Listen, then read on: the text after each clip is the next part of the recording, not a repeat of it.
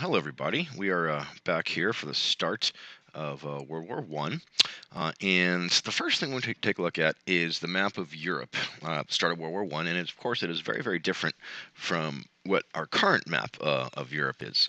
I want to call your attention down here because this is going to be important.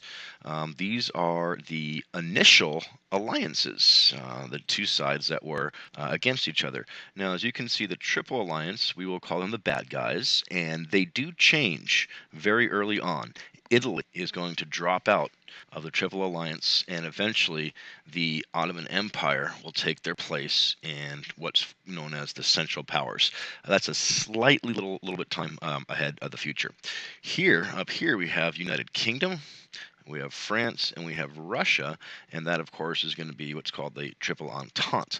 Later on, Russia is eliminated, they drop out of the war, and the United States joins. But that, of course, is a little bit later on as well.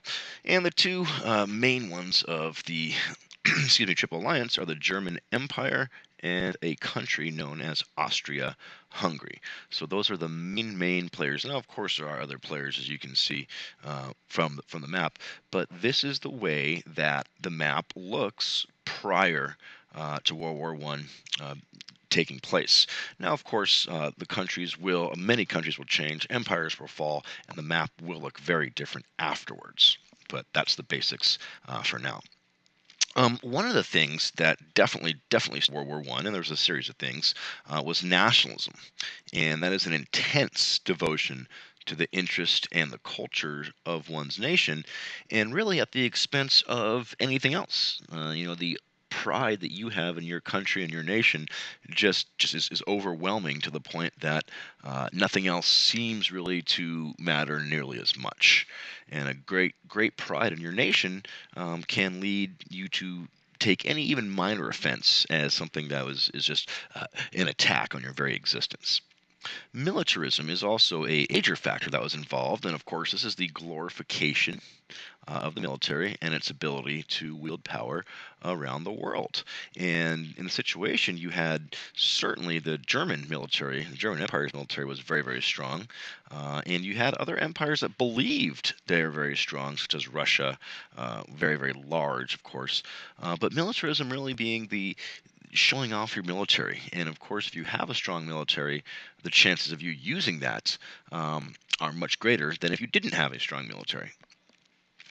Okay, so we mentioned earlier that the Allies are going to be called France, Britain, and Russia, and of course later the USA after Russia drops out. And there you can see another map. So that's the Allies. And remember, the USA doesn't come in. They're only really in the war for about a year and a half or so. And the Central Powers. And again, the only here is the Ottoman Empire. And the Ottoman Empire, of course, would be modern day Turkey. So that's modern day Turkey is what the Ottoman Empire is. Of course, there's other parts as well of the Ottoman Empire. Much of what is now the Middle East, what's called Transjordan Palestine, is also part of the Ottoman Empire.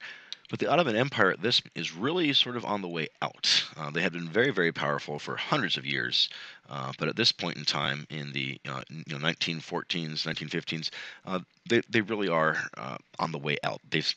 Their best days are certainly behind them. Well, if you have to look for the actual specific reason, now there are many reasons for the war starting, but the actual event that set everything in motion was the assassination of Archduke Franz Ferdinand. He was heir to the throne of the Austro-Hungarian Empire, and he was not very well liked. And he was actually warned, "Hey, bro, you better stay away. People are mad at you. They want to, get rid of you and all this stuff." But apparently, that didn't matter too much. I don't know. I can handle it. Don't worry about that. Um, Long story short, which is really kind of bizarre, he was assassinated by a person named Gavrilo Princip, who was a Serbian nationalist who did not want Austria-Hungary to rule Serbia any longer. He felt that they were oppressing the Serbian people, and apparently the best way to send that message is to kill the person who is next in line. And obviously that didn't work out exactly how it was planned, as a World War One broke out as a result. So this is the actual event that set things in motion. Now, much of the war was fought in just horrible, horrible conditions. This doesn't even begin to show uh, the horrors of trench warfare. But you basically just dig a trench and you sit in there and you shoot back and forth at each other and then hope bombs don't fall on top of you because there's really not a whole lot you can do if they did. No man's land. This is the area between the two trenches, and oftentimes you'd have to go and run from one trench to another straight into machine gun fire and hope they missed. Or as you can see here, it doesn't look like a very fun place to be, this picture. Well, I say, well, how did the United States get involved? Well, it certainly wasn't only because the Lusitania, which of course was the name of a passenger ship, sunk by the Germans, greatly angering the U.S. It was years after the Lusitania was sunk that the U.S. got involved, and even the German Empire took out an advertisement in local newspapers telling American citizens, do not take this ship. We suspect it's a spy ship. We suspect that it is smuggling weapons England, and we're going to sink it. So don't take it. We're warning you. We're telling you don't do it. And it turns out that it was, in fact, a ship that was taking war supplies to Great Britain, and it was sunk in what we call unrestricted submarine warfare, where the Germans would sink anything that they felt would pose a threat. And of course, the United States didn't like this.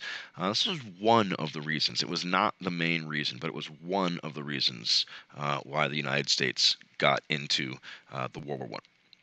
The Zimmermann note. Now, this is a much, let's say, more important reason, but certainly a major, major reason. You can see here. Here's the German emblem there, and you can see the knife sort of cutting parts of California, Arizona, Mexico, and Texas, because the proposal was Germany sent a note. It was uncovered by the USA that offered Mexico a deal: attack the U.S. And the reason attack the U.S., they're fighting on the southern border right here to distract the U.S., make them, dedicate their resources to fighting the war with Mexico, and they won't be able to fight in Europe. Attack the U.S., distract them, and when Germany wins the war, Germany will give you back the lands the USA took. Now, the Mexican government said, yeah, thanks, but no thanks, and they turned it down. But when the Zimmermann note was discovered, it not only outraged the American public, but that's, basically telling, the people of America, hey, look, Germany wants to take you over. They want to take what's yours, and they are not a friend. They are not neutral. They are clearly an enemy. And the Zimmermann note was a very powerful argument against Germany. All right, that's it for now. Thank you for watching.